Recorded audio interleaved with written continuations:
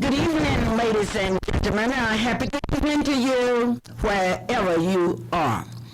This is a Clara Luper radio show, and this show is brought to you by Marilyn Hildred, your Allstate insurance agent. You may call Marilyn at 427-8399 or 755-7252. Marilyn Hildred, your Allstate insurance agent, is making this program possible. Everybody's really excited because it's Soul Bazaar time in Oklahoma. The 21st annual Soul Bazaar will be held on March 16th and 17th at the Marriott Convention Center. The Soul Bazaar is business, education, economic development, cultural exchange, a job fair, human relations, and entertainment. It is a minority-sponsored trade and industry show, the only one in the Southwest. It brings together people of all races, creeds, and colors together for the economical, educational, and social experiences that are needed in today's world. Now, the whole concept is to provide a showplace of the latest products, the latest services, and goods. It is an invaluable marketplace. You can also be a part of this untouched market. You can show the consumers that you really appreciate them and care about their business. Businesses will have the time to visit with consumers and talk about their products and services. The following exhibitors invite you to Soul Bazaar 90. Spencer Chevrolet Company of Norman, Oklahoma. Langston University, Langston, Oklahoma. Vance Motor Company of Guthrie, Oklahoma. The Community Action Program, Oklahoma Gas and Electric Company. Your state senator, Vicki Miles. Coors Beer. Safeways, Homeland. George Keys, your county assessor. Sheriff Sharp, your county sheriff. Rainbow Bread. The Oklahoma City Police Department, the Oklahoma City Fire Department, AT&T, Ralph Ellison's Library, the Urban League, the Southwest Bell Telephone Company, Cashlands, Rose State University, Oklahoma State Technical University, Powers Nissan of Edmond, Oklahoma, the Rose Marie Collection, Bahas, Mr. Stinton, One Unique One, KPRW, Valerie Bolden, a recruiter for the SCI in El Reno, Oklahoma, Madden and Associates, Pat Maraba, and Jim Akers, all inviting you to Soul Bazaar 90. Well, the Soul Bazaar will start on March 16th and from 10 a.m. to 10 p.m. The entertainment this year will be exciting. Ponca City High School will bring a group of young people here to present one of the greatest plays on drug abuse that you will ever see. I don't want anyone to miss Soul Bazaar 90. Not only that, there will be continuous entertainment with Soul Bazaar 90. Continuing exciting entertainment. Exciting with Krishna Dennis, Deborah Russell, the Mind Benders. And those Mind Benders are from Jones, Oklahoma, and they are out of sight. Yes, Soul Bazaar 90 with its beautiful Miss Soul Bazaar contestants with the beautiful babies that you will see in next week's newspaper. You will have an opportunity to meet the exhibitors. You will have the opportunity to attend fashion shows, senior citizens shows, all kinds of contests. There's an essay contest on discovering new opportunities, a speech contest on discovering new opportunities. But at 5 o'clock on Saturday, I don't want you to miss the rappers show, the Mind Benders, the Mind Benders. Once again, Spencer's Parade of Beauty, Nancy Davis's Fashion and Talent Show, all Soul Bazaar 90. Something to talk about and something to dream about. Don't miss it. If you would like to be a part of the fashion show, the gospel singers, all you will have to do is call 424-3949. There's a new special out. It's a salute to Black Heritage Month.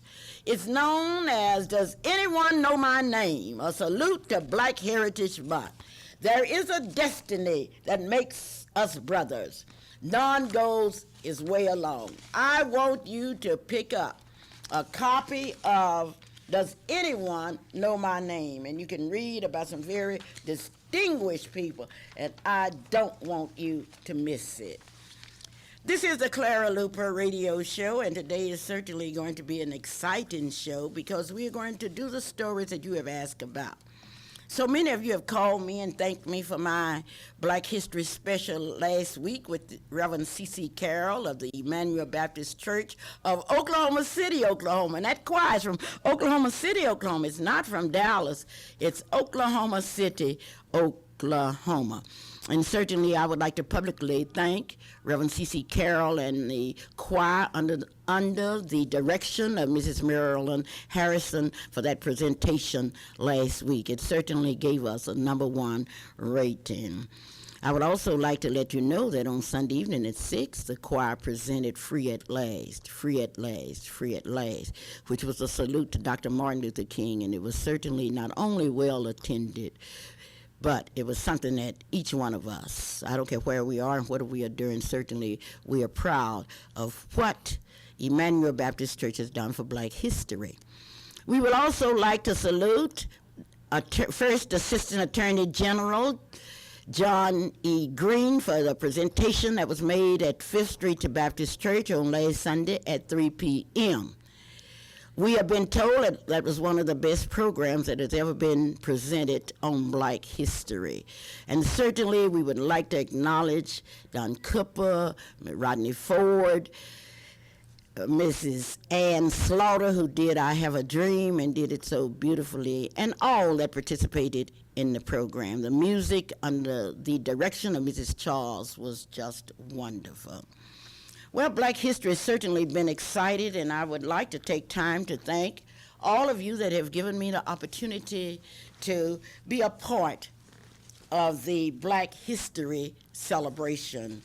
I am really proud of the fact that you gave me an opportunity to be a part of it. I would like to thank the students at Western Heights High School here in Oklahoma City, Mr. Lance Cudjoe, Principal Watson, and others for the fine reception that was given to me at Western Heights. I had the opportunity to be the guest speaker at a banquet at Joseph Harp Institute. And I would like to thank those of you at Joseph Hart. Not only did we have KC steaks, those huge steaks, we had barbecue ribs, barbecue chicken, and anything that you could think of. It was a program that we shall always cherish. I had never been to John Adams School.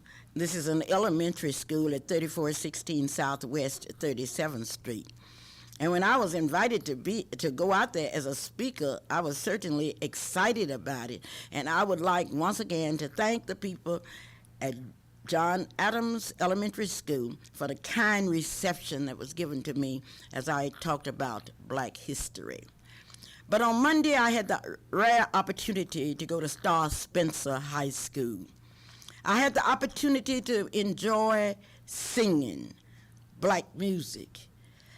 I was not singing, they had singing groups. I would also like to pay my highest respect to Dr. Robertson, the teachers, and all at the Star Spencer High School for giving me the opportunity to be a part of your Black history celebration. Not only that, to be your guest for lunch. It's quite interesting. Star Spencer is very close to my heart. I spent a large portion of my teaching career at Dungy High School, and just to see my students' children, that's just exciting to me. And then Monday at 12:30, I had the opportunity to go to Edmond, Oklahoma, and was introduced by James Brannon, one of the NAACP Youth Council's leaders, who's now in the 6th grade. Well, one thing that I enjoyed most about being in Edmond was the hospitality that was given to me by the principal and others. I would like to thank you so much for giving me the opportunity. So many of you have asked me, what have I been talking about? Well, I've been talking about my belief about America. I believe from the bottom of my heart that America is a stew pot. And in this stew pot, you have people of all races, creeds, and colors that are working together to make America a better place in which to live. I've told people all over this state and in Kansas during Black Heritage Week that the water in my stew represents a colorless society.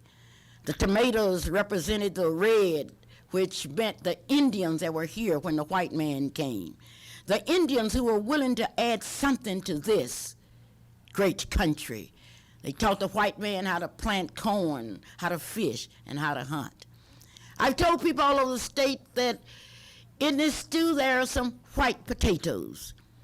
And these white potatoes are sliced up in various ways.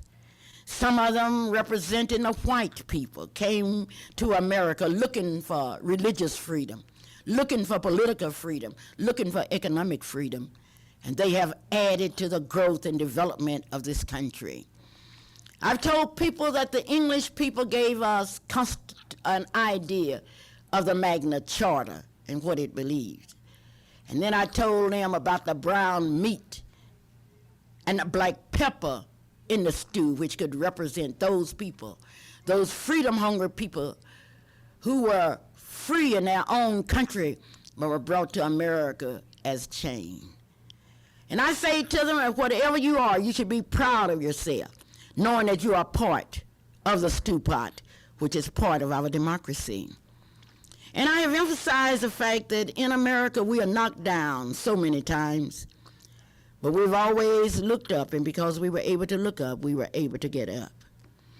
And speaking of being knocked down, I'm going to tell you a story that will shock you. You will not believe what I'm going to tell you, but I'm going to tell you anyhow because I think you should know. I think you should know. One writer said, we have met the enemy.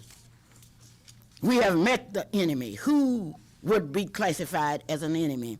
Well, this portion of our program is brought to you by Dr. A.L. Dowell, our optometrist. Dr. Dowell is located at 934 Northeast 8th Street. The telephone number is 235-0536. Dr. Dowell is very concerned about the growth and development of this country. And there are many people that would like to destroy his image. But one thing about it, the truth that's crushed to the ground will rise again. Dr. Dowell, we appreciate you. We appreciate the sacrifice that you have made. And nobody can turn us against you and your beliefs. Sir Charles Taylor is located at 4725 Southeast to 59th Street here in Oklahoma City. The telephone number is 672-5051, and you can call for an appointment, or you can just go out and say to Sir Charles, I deserve a tailor-made suit, and I want my suit, and Sir Charles will fix you up. While you're out to the Capitol, I would like for you to visit the Capitol Heritage Cafeteria, located in the State Capitol building. And Stephen Knight will personally see to it that your food is served the way you want it served. That's all at the State Capitol building here in Oklahoma City, Oklahoma.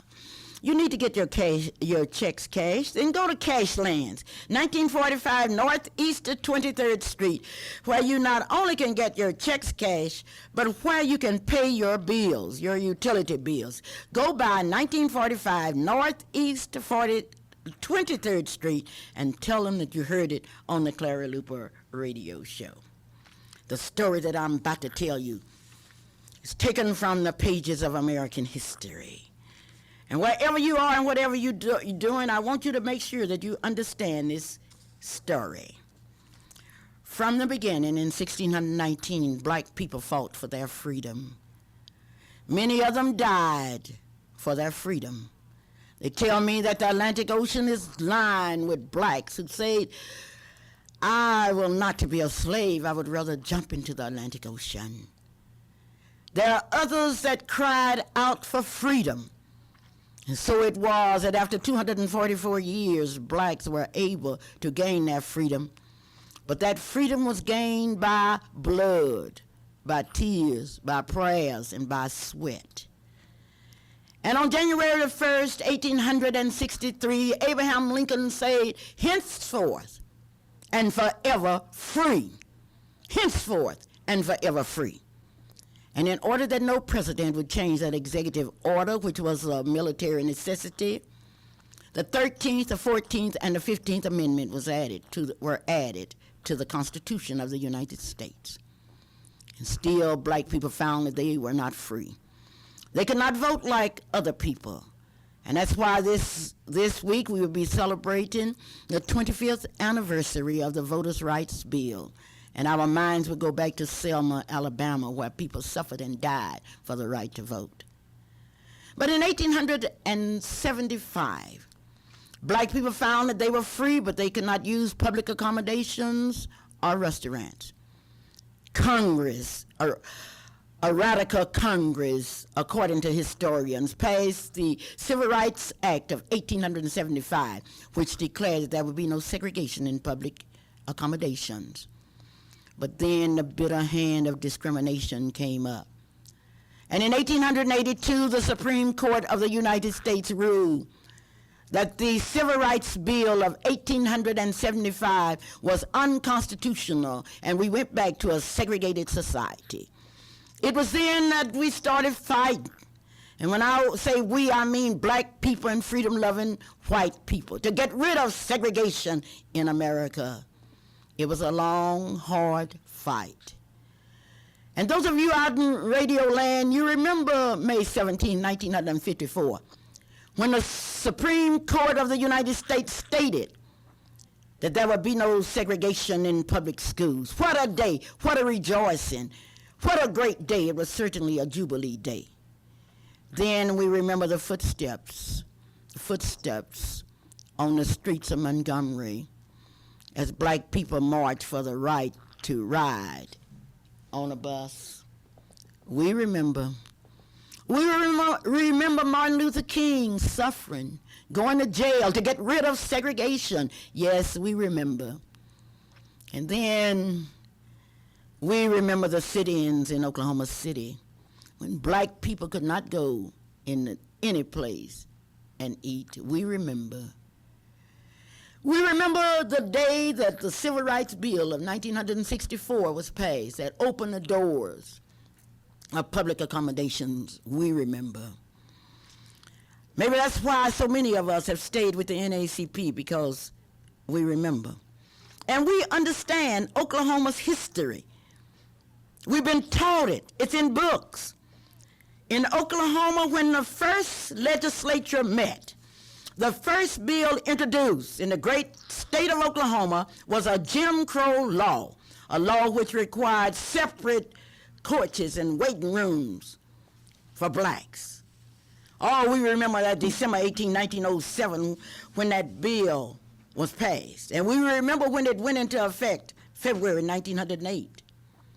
And then we also remember the separate restrooms, the separate waiting rooms, the separate toilets. Yes, we remember. But to our shock, in Oklahoma City, Oklahoma, we have discovered that there is a bed of segregation. There is segregation in Oklahoma City, and it relates to the Department of Human Services. Now, I want you to listen, and if you were listening today, you heard a black social worker talking about segregation was good for black children.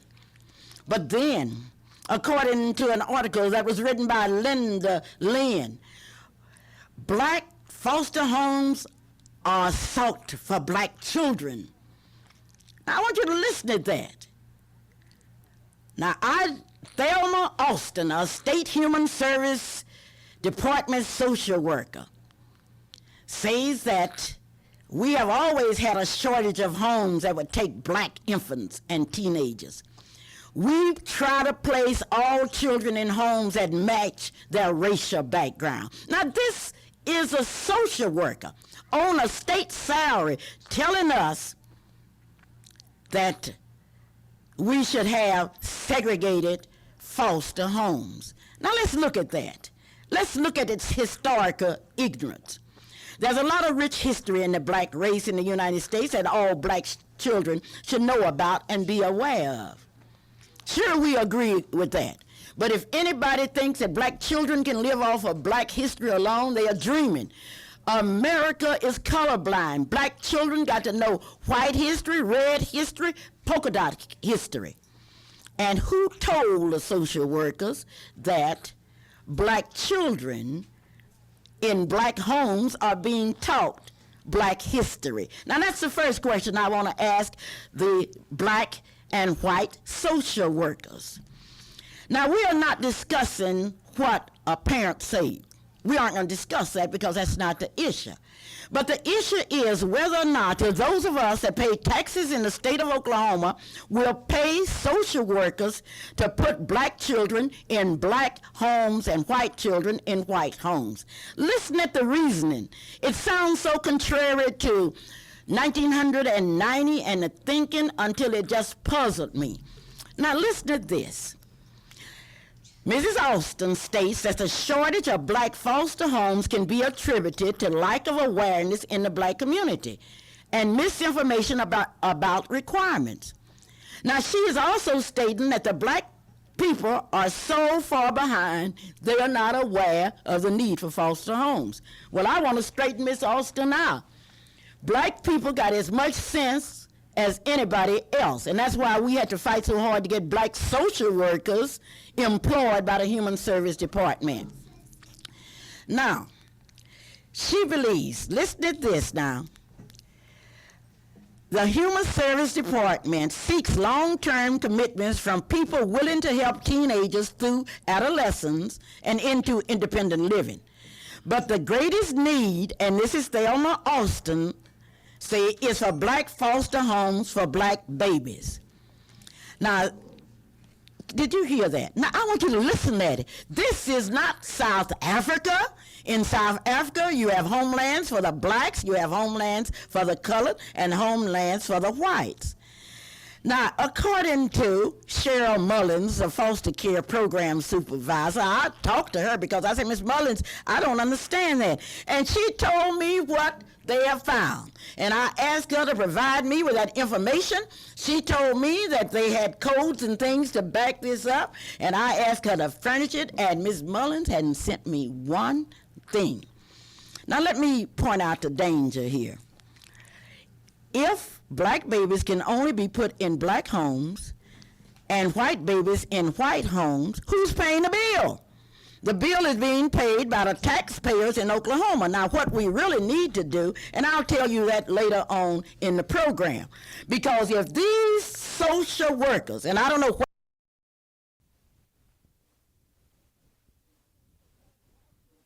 that white people can't take care of black children. Well, when Shelley was a baby, Mrs. Woodard, who happened to be white, took care of her from the time she was 3 weeks old up until she was school age. And then after school age, I dropped her because she was close to John Marshall High School. And you know I have a white daughter, and I don't think she's been deprived. And what do they mean by culture anyway? What are they talking about, Bobby? Article and from what they are trying to say, it's just a bunch of people, and I'm going to say this, I'm going to say a bunch of racists, because they're talking about separating kids and giving them that separate but equal treatment, and that didn't work. We have a whole road of history to let us know that don't work. And these people that are so concerned, and they say that only black children should be put in black foster homes, I think that's a misnomer.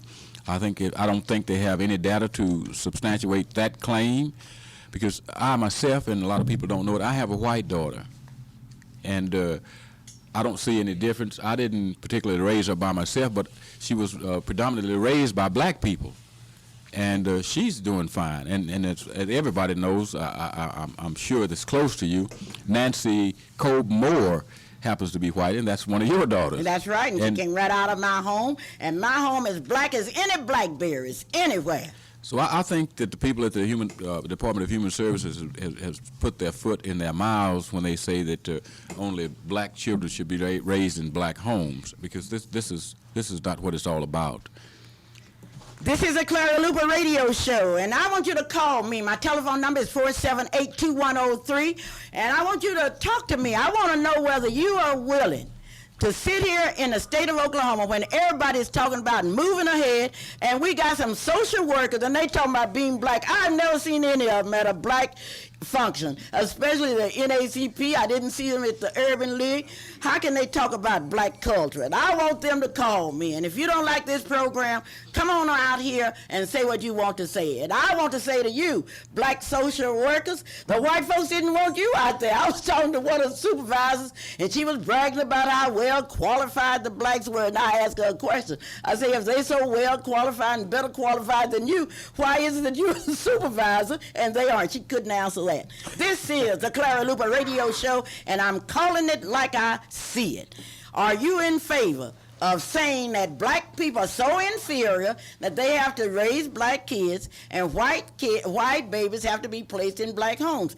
Bobby, did you know that we have, out of 6 or 7 emergency homes, we only have 1 black? So that means that if we get a white baby, that white baby got to be put in a white home. I don't know. That's worse than South Africa. So I would like to rename for today, I would like to, based on the information that I have, I would like to call the Department of Human Services, that foster parents department, the new South Africa. They haven't even heard that, I believe this now, they haven't even heard that Mandela was released, and that Mandela's first plea was to get rid of all racial segregation. Do you think those social workers have heard that? No, by no means.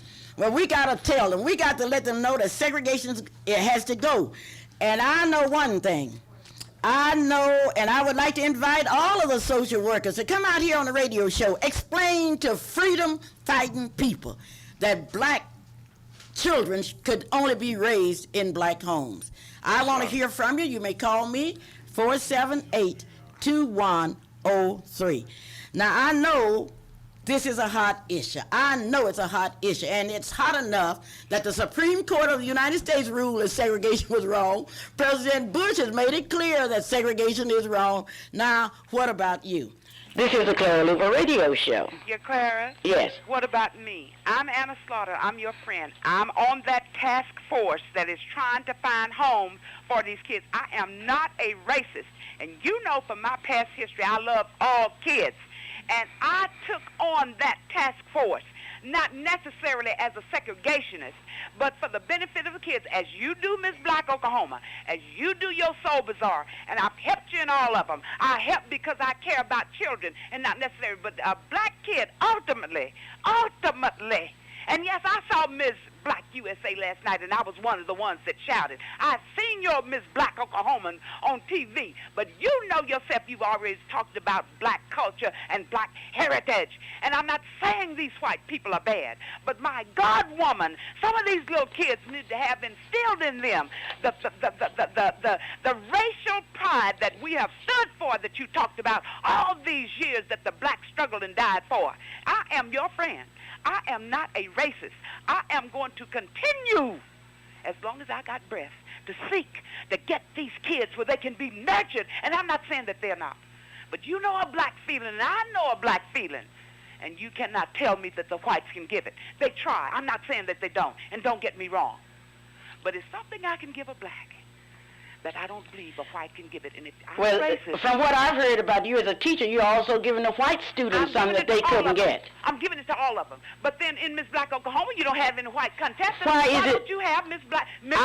Okay, I am not closing the door on whites in Miss Black Oklahoma. I'm not closing the door on whites in Miss Soul Bazaar. We're not closing a door per se, but my God, you got to get the kids where they have ultimately got to come back to.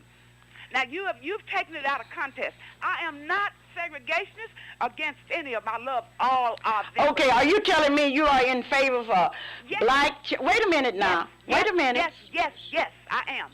Okay. Because I'm on that task force. I was asked to be on it, and I don't participate. I didn't know you were on the task force. See, this is news to me. What is a task force? Well, I don't participate in anything. What is a task force? The task force is from the grassroots citizens from the area, from Spencer to Nakoma Park, from Oklahoma City, that will serve on there to see. And not that we are saying blacks are ignorant. I don't like for people to call black ignorant.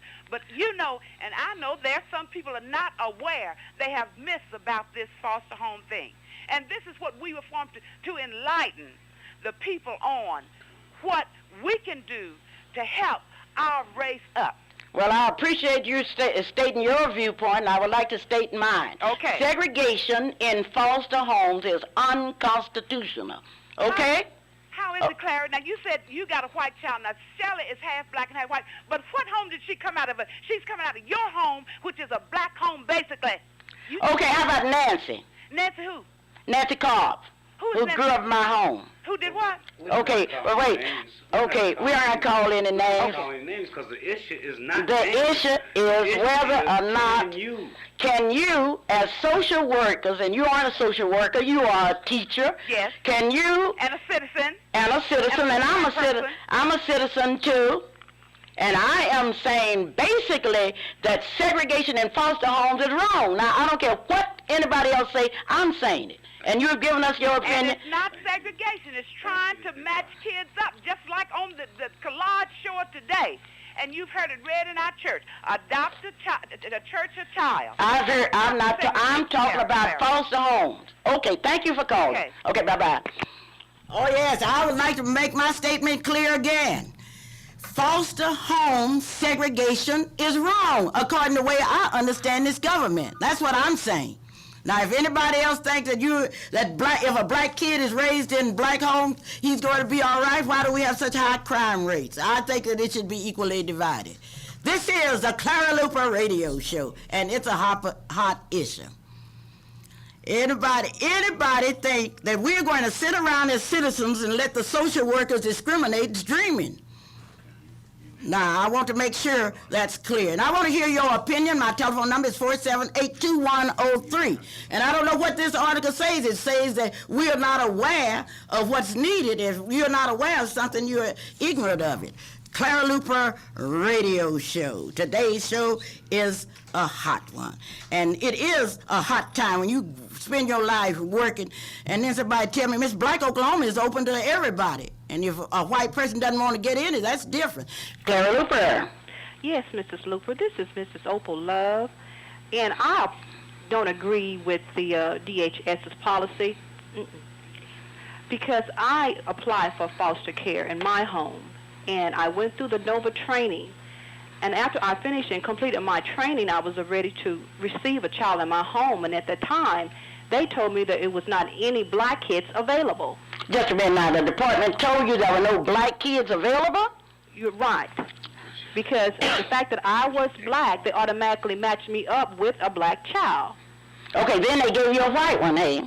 No, they told me that that would require special training because they don't put black kids in white homes or white kids in black homes. Wait a minute, I want you to know, your name is Mrs. Love? Yes. And you applied for a child? Yes. You just applied for a child. You didn't care what color that child was, right? I specifically stated to Department of Human Services, I didn't care what type of child I had. I just wanted to help raise a child. And I was really kind of irate about it because I was told that they do not put white kids in black homes. And if they did, I would have to have a special training. I say, well, what is the special training? Well, she never did specifically state what the special training was. And the child would have to have special training because they don't do that as a whole, and it's a transition that both parties would have to go through. And I certainly didn't agree with that. I do agree with you that segregation is unconstitutional anywhere, whether it's foster care, anywhere. Well, did they offer you an Indian child? A Hispanic child? No. No, I specifically... Vietnamese? No. And they told you, now this is Department of Human Service, saying that you would have to have special training to get a white child, but you wouldn't need special training to get a black one. Is that correct? That's correct. Well, if that's not segregation, what is segregation? That is segregation.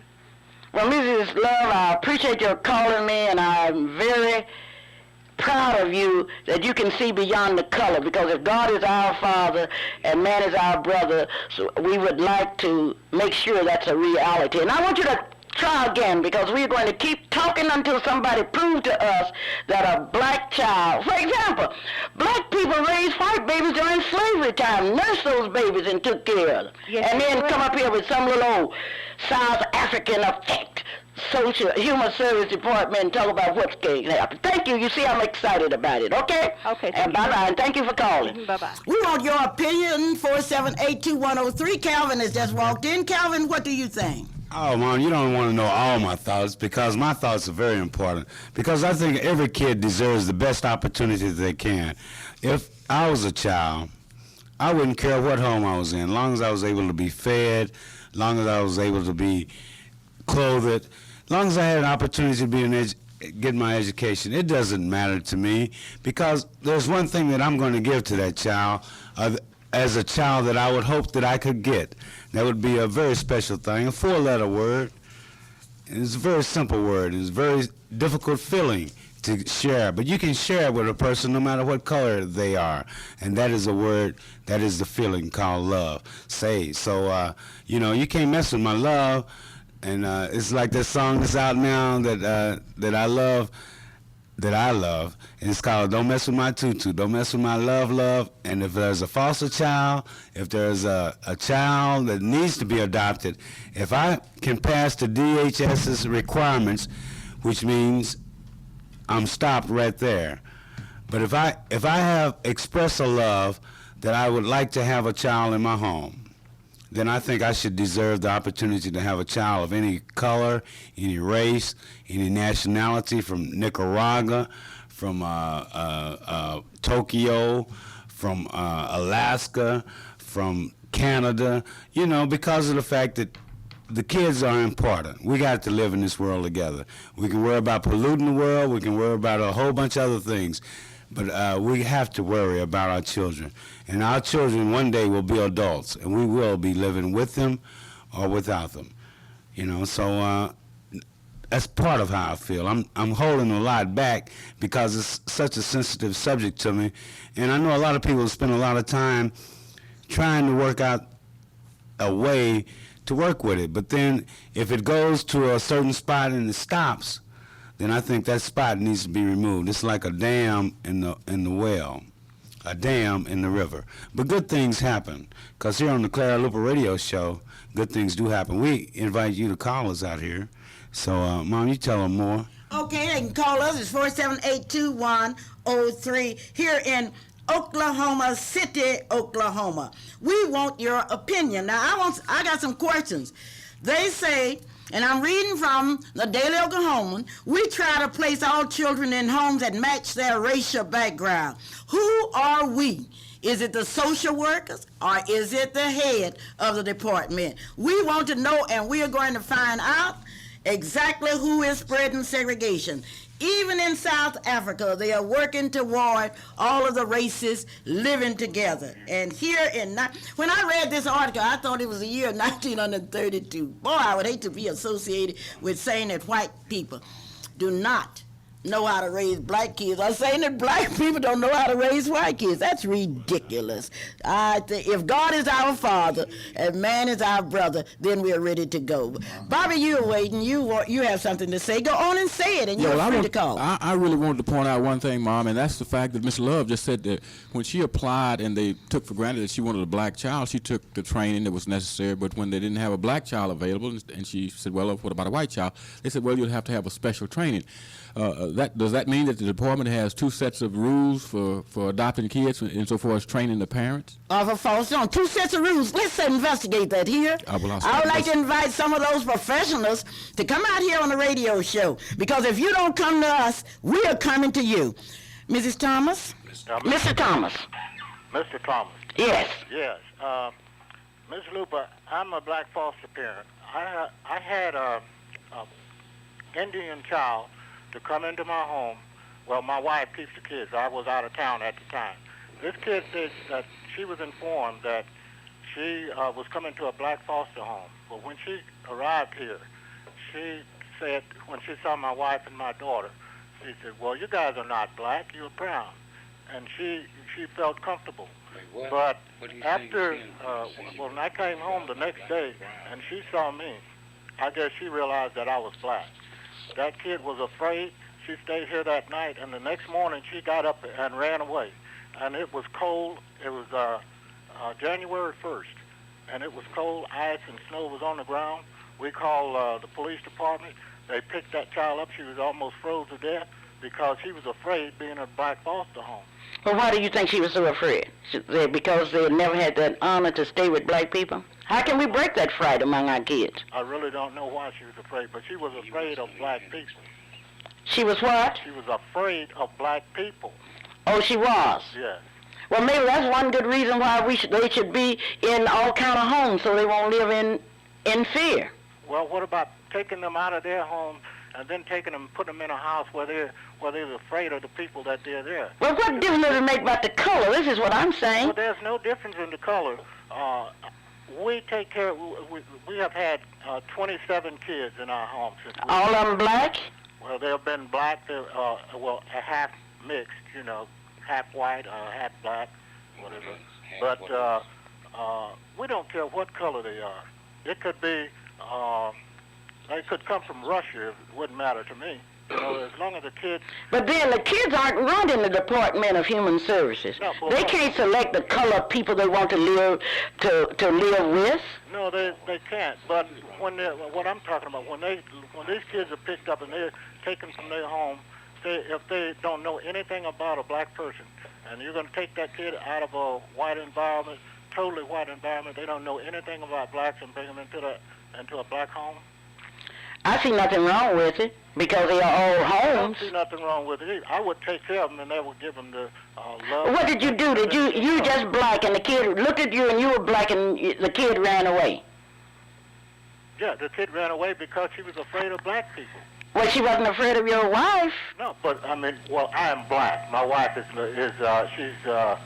brown, like she said.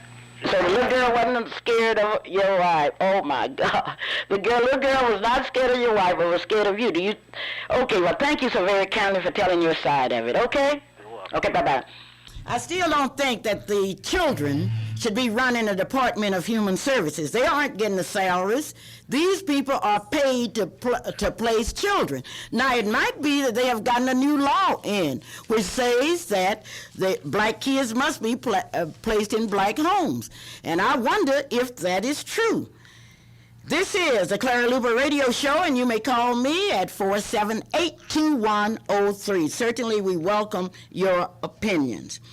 Now, we live in a real world, and the real world is black and white. Next week, I will bring you a report, because Mr. Miller has already told me that he didn't know anything about that policy. So that must be something that has been created by the social workers or whoever's enforcing it. And we want to know from them, who told you? Where did you get your statistics from? We know that in the white colleges and universities, we are aware that you are writing books, and those are the same books that say that black people were inferior. Say their brains were smaller. So what we want to know, and what we really want to get with, is whether or not we are paying the foster home workers to segregate. Now, I think there are a lot of white parents that can do as well as anybody else. They say we're from broken homes. Maybe this would give foster children an opportunity to stay in a home. I don't know, but I do know that this is the Clara Luper Radio Show. Hello? Hello, Mr. Luper? Yes? I'm just calling to tell you that I know you know, but you're making a point in asking these questions. But the United States is a proving ground for apartheid. Everything the black South Africans have experienced over there, we have experienced it here. And that's why I say this is the proving ground. Now, Indian children being afraid of dark-skinned people, this was taught to that child. And as you know, blacks and Indians associated together before you had this good-named state of Oklahoma. They married, they had children and all that, and that's how you got the free people, you know? So this other behavior has been taught to the Indians. It's taught to the children, to the white children. Black people have never taught hatred. Right. They have always been looking up to the country. They are the patriots. They have never been turncoats. But who have been the turncoats? Who have sold the country out to the Japanese and the Chinese and all these other nations? Not black people, white people. But see, we have some black people that are saying, let's go on with apartheid in the black foster home care services. Did you watch 2020 last night? No, I was at a basketball game last night. Okay, 2020. You know where South Africa is? Yes. Okay, Mozambique was part of South Africa. Right. And they cut it off. Well, these white people over there who have learned their lesson from over here have taken blacks out of that little place that they have cut off and called Mozambique, trained them how to kill people, and they have terrorized the children into killing other children. Other black children? Other black children. See, all this is against black people. You see, if ever there is paradise, the continent of Africa is that paradise, and the white devil wants to take over that continent. That's why they have put the AIDS over there to kill out whole villages. That's why they have Okay, now what I want to do... That's why they have trained these people, black people, to go and kill and maim black people. They had all these children that had missing arms and missing legs and eyes gouged out and all of this.